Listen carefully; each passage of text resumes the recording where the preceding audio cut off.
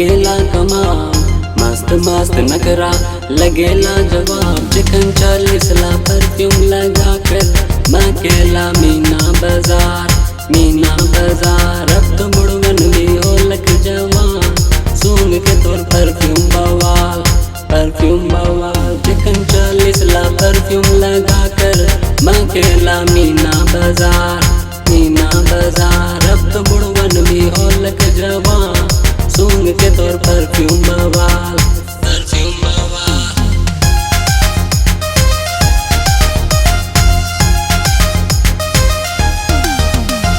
कोनो कोनो ना तो के खबर, पूरा पूरा घर लारी इधर, पीछे पीछे तेरे घूमेला पूरा डगरा पर के डीका पागल बन के सावरिया तोरे ले गुया।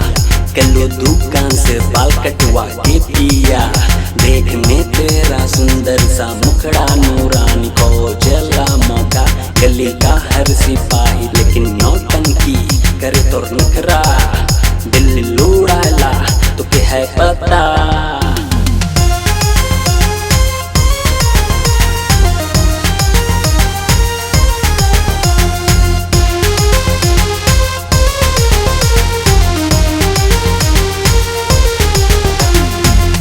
घड़ी मटके तोर का दिल कमर, होवे होवे होवे मोर दिल बेसबर। तेरी तिरछी नजर, तेरी पतली कमर, कहूँ डाई हार्ड फैन सच्ची में हो मैडम। काजल सी आंखों का रखेला ख्याल, मस्त मस्त नजरे तोर करे बुरा हाल। चिकन 40 ला परफ्यूम लगा कर मैं केला मीना बाजार, मीना बाजार। अब तो बुढ़वन भी हो लग जवान, सूंघ के